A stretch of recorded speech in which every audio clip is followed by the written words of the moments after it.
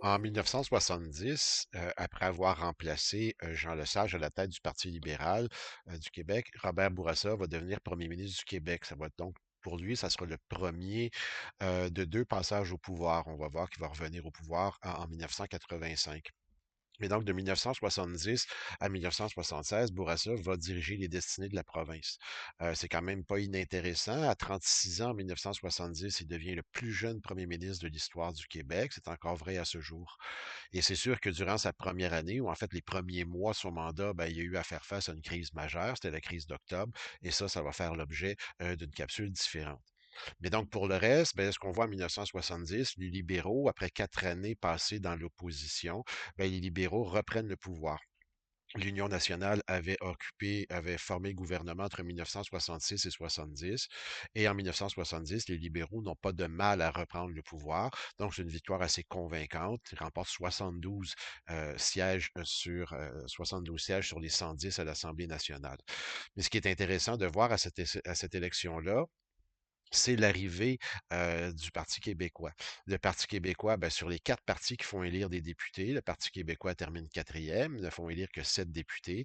Mais par contre, quand on regarde en termes de proportion du pourcentage des votes, les libéraux ramassent bien 45,6 du vote, mais voir qu'en deuxième place, le parti qui a obtenu le deuxième plus grand nombre de votes, c'est le Parti québécois, 23,6. Donc, c'est presque un Québécois sur 4 qui vote pour le Parti québécois. Donc, pour une première performance en termes d'élection générale, ben, c'est quand même pas inintéressant de voir qu'il y a presque donc un quart des Québécois qui ont voté pour un parti dont l'objectif premier est de séparer le Québec du Canada. C'est un autre signe qui nous montre comment le Québec a pu changer entre 1960 et 1970. Mais cela dit, Robert Bourassa s'installe au pouvoir, c'est lui le premier ministre du Québec, puis outre la crise d'octobre, il y avait quand même des chantiers à mettre en œuvre. Il avait fait des promesses. Il avait fait sa campagne en 1970 sur le thème 100 000 emplois, c'est-à-dire qu'il avait prévu que par de grands travaux d'infrastructure que le gouvernement du Québec, mais en fait, d'une certaine manière, un peu dans la foulée de la Révolution tranquille, c'est un peu une poursuite de la Révolution tranquille, le gouvernement du Québec allait mettre en branle de grands chantiers et qui créerait justement de nombreux emplois pour les Québécois. Donc, on parle ici de la poursuite de la construction de barrages hydroélectriques, construction d'autoroutes dont le Québec a vraiment besoin, et la construction de toutes sortes d'édifices publics, ne serait-ce que des écoles ou des hôpitaux, par exemple, dans des zones nouvellement développées, comme par exemple les banlieues autour de Montréal. Et il avait promis aussi de compléter la réforme de la santé qui s'était amorcée de façon assez spectaculaire durant les années 1960. Alors, les grands chantiers, ben, ce sont évidemment les grands chantiers, construction de barrages hydroélectriques, particulièrement la baie James. Donc, des chantiers immenses qui vont engager des milliers et des milliers et des milliers de travailleurs québécois qui s'en vont dans le Grand Nord et qui vont avoir accès à des salaires passablement intéressants. Mais c'est surtout que le Québec est en train de se poser comme un des leaders mondiaux en matière d'hydroélectricité et c'est de voir aussi ce qui est intéressant avec Hydro-Québec, avec la nationalisation de l'électricité, c'est que la grande partie de ces travaux-là, ça se fait en français. C'est quand même pas, faut quand même le souligner. Donc, ce sont des travaux d'une envergure immense. Le Québec va augmenter de façon spectaculaire sa capacité de produire de l'électricité. On sera même capable d'en exporter vers les États-Unis. L'autre grand chantier des années 1970, c'est le chantier olympique. Euh, Montréal s'était vu attribuer en 1970 l'organisation des Jeux olympiques pour 1976. Donc, évidemment, il y a ce grand chantier qui se met en branle, la construction d'un tout nouveau stade, un stade olympique situé dans l'est de Montréal. Et ça aussi, ça va engager des milliers, des milliers, des milliers de travailleurs. Vrai que ce chantier-là a été, mon Dieu, l'objet de passablement de corruption, de tractations un peu bizarres, et qu'il y a eu de nombreuses grèves et tout ça. Mais en fait, les travaux ont été extraordinairement ralentis, de telle sorte que la journée où les Jeux olympiques se sont ouverts en 1976, le mât du stade n'était pas complété, voire même que ce fameux toit rétractable qui allait être si spectaculaire n'a jamais été complété non plus. Donc, c'est un bel objet, c'est un bel édifice sur le plan architectural, mais évidemment, tout ce qui entoure sa construction, euh, pardon, laisse passablement à désirer. Pardon. Outre la crise d'octobre, Robert Bourassa, pendant ce premier passage au pouvoir entre 1970 et 1976, va avoir affronté aussi des problèmes nombreux avec les syndicats. On a vu que la réforme du Code du travail durant les années 60 va permettre justement un syndicalisme un peu plus revendicateur. Et là, en 1972, étant en position de force, c'est-à-dire qu'il y a des grands barrages qui sont il y a des grands travaux qui sont en voie d'exécution, et aussi c'est l'augmentation du nombre d'élèves, du nombre d'écoles et ainsi de suite, ben, les grands syndicats sentent que le rapport de force leur est favorable. Et ce qu'on va voir en 1972, c'est un fait assez rare, les trois grandes centrales syndicales, la CSN qui représente des gens beaucoup dans le secteur social, de la santé notamment, la CEQ qui regroupe pas mal de professeurs et la FTQ qui est pas mal active dans le monde de la construction, vont se regrouper, vont former un front commun. Et là, ben, au mois de mars 1972, c'est quelques 210 000 travailleurs qui déclenchent une grève générale illimitée.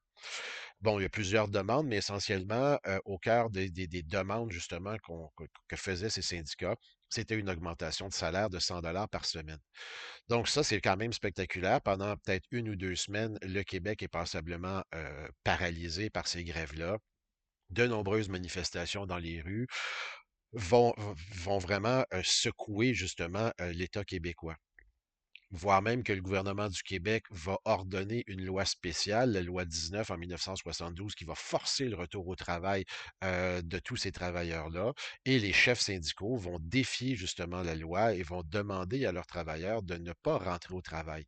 Ce qui va arriver, ben, ce qui va arriver, c'est que le 8 mai 1972, les chefs des trois grandes centrales syndicales, messieurs Laberge, Charbonneau et Pépin, vont être condamnés à 1 année de prison. Et finalement, ben, la paix revient, mais les gens vont retourner, les travailleurs vont retourner à leur emploi, mais les tensions entre le gouvernement Bourassa et, et les travailleurs du secteur public et de la construction, ça ne se réglera jamais. Et on va voir justement graduellement, au fur et à mesure qu'on avance des années 1970, on va voir que les centrales syndicales qui ont beaucoup d'autorité, beaucoup d'influence, vont avoir tendance à se rapprocher du Parti québécois, et ça ne sera pas justement anodin pour l'élection de 1976. Malgré toutes ces tensions-là, c'est sûr que le Québec avait été passablement bouleversé par la crise d'octobre. Robert Bourassa veut éviter justement de se faire prendre de court, et justement en 1973 va déclencher une élection générale à la surprise un peu de tout le monde après seulement 3 années au pouvoir. Et là, en 1973, les libéraux remportent l'élection la plus à sens unique, je pourrais dire, de l'histoire du Québec, remportent 102 des 110 comtés, donc 102 députés libéraux sur 108. Et bon, l'Union nationale ne résiste pas, est complètement rayée de la carte électorale. Le Parti créditiste, qui avait une douzaine de députés en 1970, n'en a plus que deux. Le Parti québécois passe de 7 à 6. C'est donc un recul pour tous les partis. Recul, oui, mais en même temps, quand on regarde maintenant le pourcentage du vote, on voit que le Parti québécois a encore augmenté la part de son électorat. Et là, c'est presque un Québécois sur trois qui vote pour ce parti souverainiste. Mais évidemment, la victoire libérale est quand même assez claire. 55 du vote, c'est quand même considérable. Et là, Robert Bourassa entreprend un deuxième mandat comme premier ministre. Il se sent assez fort et il va continuer justement dans la lancée de ses grands projets qu'il avait amorcés à son entrée au pouvoir en 1970. Il a encore des problèmes, Robert Bourassa, avec les travailleurs, évidemment. Il y a encore des tensions, il y a encore des grèves sur le sentier de la baie James, des grèves au chantier olympique à Montréal. Mais ce deuxième mandat est surtout marqué justement par toute une querelle autour justement de la question linguistique. La poussée nationaliste des années 1960 et du début des années 1970 avait amené beaucoup de personnes à faire en sorte que à demander au gouvernement, en fait, que le gouvernement légifère de façon claire, nette et précise afin de mieux protéger la langue française. Et en 1974, ben, le gouvernement du Québec va accoucher d'une loi qui s'appelle la loi 22. La loi 22 fait du français la seule loi officielle du Québec, ce qui est quand même intéressant. Donc, c'est la seule langue officielle, excusez, c'est la seule langue officielle du Québec. Mais en même temps, cette loi-là, pour essayer, bon, en fait, d'essayer de pas déplaire à tout le monde, ben, ça laisse le libre choix aux parents pour la langue d'enseignement. Beaucoup de nationalistes au Québec souhaitaient justement qu'on force, justement, qu'on oblige l'école française, notamment pour les immigrants qui arrivent. Mais là, le gouvernement n'ira pas aussi loin que ça. Donc, libre choix de la langue aux parents pour la langue d'enseignement. Donc, d'un côté, en fait, c'est une loi qui est assez spectaculaire. C'est une loi qui mécontente essentiellement tout le monde. Elle mécontente les nationalistes québécois qui souhaitaient, qui trouvaient que la loi n'allait pas assez loin. Et elle mécontente en même temps les anglophones qui trouvaient que justement cette loi-là allait trop loin en faisant du français la seule langue officielle du Québec. Donc, tout le débat linguistique, c'est un autre élément qui va venir miner le deuxième mandat de Robert Bourassa, avec justement les problèmes dans le secteur social, les problèmes dans le monde de la construction. Et aussi, rendu au milieu des années 1970, il y a une légère récession économique. Donc, finalement, le deuxième mandat de Robert Bourassa ne se passe pas très, très bien. Après, encore une fois, seulement 3 ans de gouvernement, Robert Bourassa, peut-être essayant de prendre ses adversaires politiques de court un peu, redéclenche les élections en 1976. Sauf qu'en 76, les choses ne vont pas se passer de la même manière. Le Parti québécois, comme je le disais il n'y a pas si longtemps, a évidemment l'appui des milieux nationalistes québécois et aussi va recevoir l'appui massif des syndicats. Le gouvernement Lévesque s'engage justement à être plus sympathique avec les travailleurs que pouvait l'être, par exemple, le gouvernement Bourassa. Le gouvernement Lévesque se disait social-démocrate, c'est-à-dire un peu plus vers la gauche, donc plus ouvert justement à travailler avec le monde syndical. Donc, c'est un appui massif d'une partie de la population qui commençait à être, je dirais, un peu déçue ou fatiguée de voir le gouvernement Bourassa. Et aussi, ben, tout ça, tout ce mécontentement face au gouvernement Bourassa fait en sorte que le 15 novembre 1976, pour la première fois dans son histoire, le Québec porte au pouvoir, les Québécois élisent un gouvernement ouvertement souverainiste. Le résultat est assez clair. Le Parti québécois remporte 71 sièges sur les 110. Les libéraux n'en remportent que 26. L'Union nationale fait un bref retour, justement, avec 11 députés, mais ça sera la dernière fois que l'Union nationale fera élire des députés. Ce parti-là va essentiellement disparaître à l'élection de 1980. En termes de pourcentage du vote, ben là, le Parti québécois remporte une bonne portion du vote, donc 40-45 du vote. Donc, c'est quand même intéressant. Alors, qu'est-ce qui permet au Parti québécois d'être élu? Est-ce que ça veut dire qu'on a maintenant une majorité de Québécois qui seraient en faveur de la souveraineté? Pas tout à fait. La stratégie adoptée par le Parti québécois, c'est celle de l'étapisme. L'étapisme, c'est une stratégie électorale élaborée par Claude Morin, qu'on voit ici sur la photo. L'idée, c'était de rassurer la population. Dire à la population, premièrement, nous allons former un bon gouvernement. Donc, l'idée, c'était donc de rassurer la population et que le Parti québécois gouvernerait pour tous les Québécois. Donc, sa première tâche, ce n'était pas nécessairement de séparer le Québec le lendemain de l'élection du 15 novembre 76. Non, c'est de montrer qu'on allait former un bon gouvernement.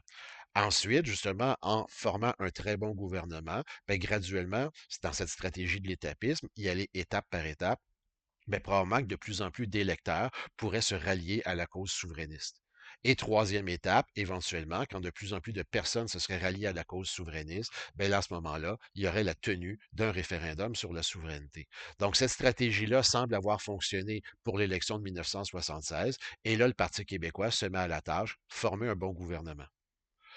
Donc, je parlais il y a quelques instants de, par exemple, adopter des lois qui seraient plus sympathiques au monde syndical. Bon, on va adopter une loi que le monde syndical attendait depuis longtemps, une loi anti-briseur de grève. C'est-à-dire que les employés, les entreprises, lors d'une grève qui serait tout à fait légitime, qui serait tout à fait légale, les entreprises n'auraient plus le droit d'utiliser des briseurs de grève ou ce qu'on appelle des scabs pendant justement une grève. Donc, utiliser des travailleurs de remplacement pendant une grève. Donc, il faudrait donc que les entreprises négocient de bonne foi avec les syndicats. Ensuite, ben, on va adopter une loi sur la protection du consommateur. Donc, l'idée, c'est de protéger justement les consommateurs face à leurs contrats de crédit et ainsi de suite. Éliminer les publicités trompeuses. Donc, ce sont des éléments comme ça. Donc, une loi qui protège mieux les consommateurs. Donc, c'est un gouvernement qui est extraordinairement actif en termes de législation. Le premier gouvernement Lévesque, il est très, très actif. Une loi qui va protéger les meilleures terres agricoles au Québec, parce qu'on en avait parlé lors d'une capsule précédente. On avait parlé justement qu'il y avait un danger d'étalement urbain, particulièrement autour de Montréal avec le développement des banlieues, et que donc il s'agissait de stopper d'une certaine manière ce développement un peu sauvage afin de protéger certaines des meilleures terres agricoles du Québec qui se trouvaient justement sur la couronne nord ou sur la rive sud de Montréal. Donc protéger ces lois-là. On va également adopter, ça c'est un projet qui était assez cher au cœur de René Lévesque, le nouveau premier ministre, une loi sur le financement des partis politiques.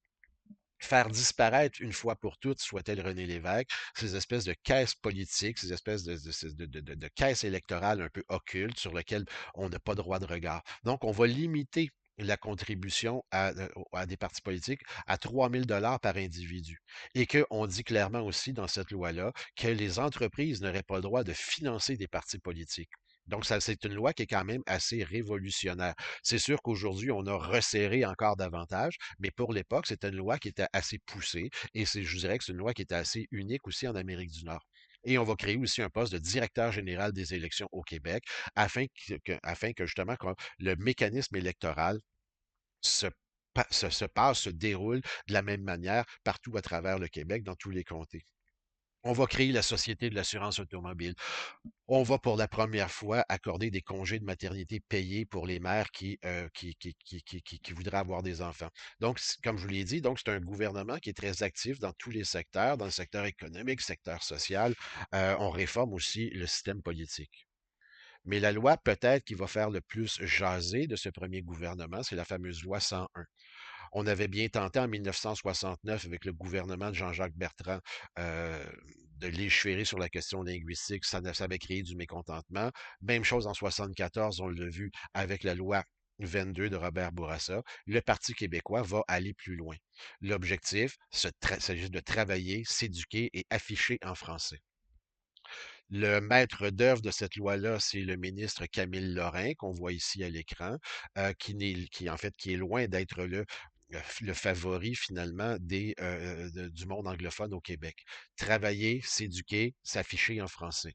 L'idée, c'était de changer, particulièrement à Montréal, cette espèce de visage anglophone où essentiellement à peu près toutes les affiches, les raisons sociales étaient d'une manière ou d'une autre en anglais. On veut vraiment changer ça et montrer que le Québec est véritablement une société française sans nécessairement négliger, sans nécessairement complètement oublier la présence des anglophones ou l'apport des anglophones. La loi 101 laisse une place dans ça, mais on veut quand même changer ce visage qui est essentiel, en fait, qui est passablement anglophone.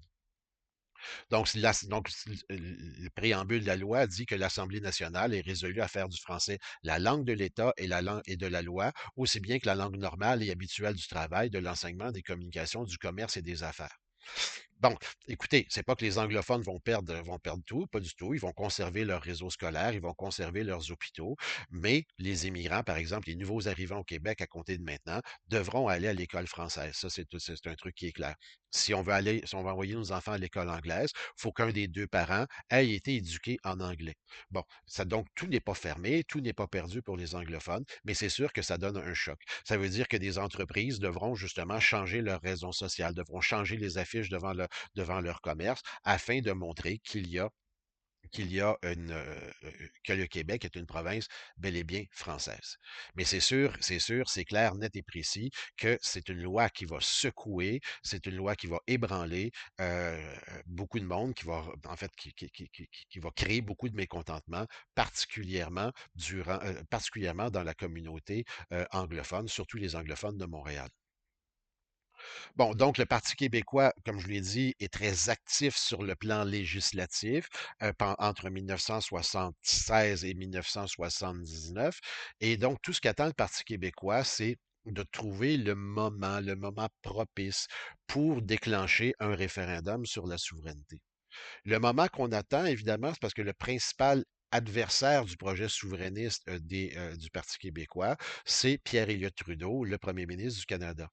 Autant René Lévesque est aimé des Québécois, autant Pierre Elliott Trudeau, il est respecté des Québécois. Et tant aussi longtemps que Pierre Elliott Trudeau est premier ministre du Canada, ça pose un problème sur le plan stratégique pour organiser un référendum sur la souveraineté. Parce que c'est clair que Pierre Elliott Trudeau, premier ministre du Canada, interviendrait dans le débat référendaire et ça pourrait justement changer les résultats. Donc, c'est ça, ici, on va faire une petite intermède. Il y a, au niveau fédéral, pardon, les choses vont passablement brasser en 1979 et en 1980. En 1979, ben, Pierre Elliott Trudeau, qui est au pouvoir essentiellement depuis 1968, est de plus en plus impopulaire. Son gouvernement est en déficit, le taux d'inflation est très élevé, le taux de chômage est élevé parce qu'il y a une espèce de petite récession économique. Et quand arrive l'élection de mai 1979, le gouvernement Trudeau est battu. Pierre Elliott Trudeau n'est plus le premier ministre du Canada et là, chez les stratèges du Parti québécois, qui, comme je le disais, souhaitaient organiser un référendum sur la souveraineté, bien là, on voit justement les portes qui s'ouvrent. D'autant plus que le nouveau premier ministre du Canada, parce que là, comme on le voit ici avec justement l'élection fédérale de mai 1979, le Parti libéral du Québec ramasse l'essentiel de ses députés au Québec, mais pour le reste, ailleurs au Canada, le Canada vote conservateur. Donc, le nouveau premier ministre du Canada, il s'appelle Joe Clark. Il est tout jeune, il est à la fin trentaine. Il forme un gouvernement minoritaire. Minoritaire, ça veut dire quoi? Ben, ça veut dire tout simplement qu'il y a plus de députés de l'opposition que de députés du parti au pouvoir. Mais comme le Parti conservateur possède le plus de députés, c'est lui qui va former le prochain gouvernement.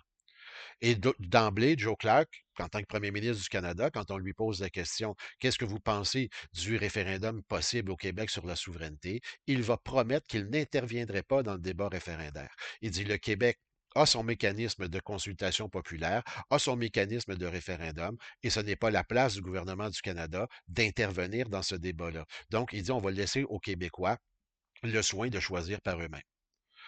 Dès le départ, ce gouvernement-là s'enfarge à gauche et à droite, annonce des mesures d'austérité épouvantables, augmentation stratosphérique du prix de l'essence, 18 sous le gallon, c'était considérable.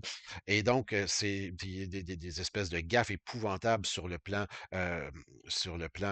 des relations internationales. Donc, c'est un gouvernement qui est brouillon, c'est un gouvernement qui fonctionne un peu croche, et de telle sorte que quand ce gouvernement-là propose son premier budget au début de l'année 1980, ben, la majorité des députés à la Chambre des communes vont voter contre, c'est-à-dire les libéraux vont voter contre. Ça veut dire que le Parti néo-démocrate va voter contre. Ça veut dire que le Parti créditiste va voter contre, de telle sorte que la Chambre des communes n'accorde plus sa confiance à ce gouvernement-là et il est renversé.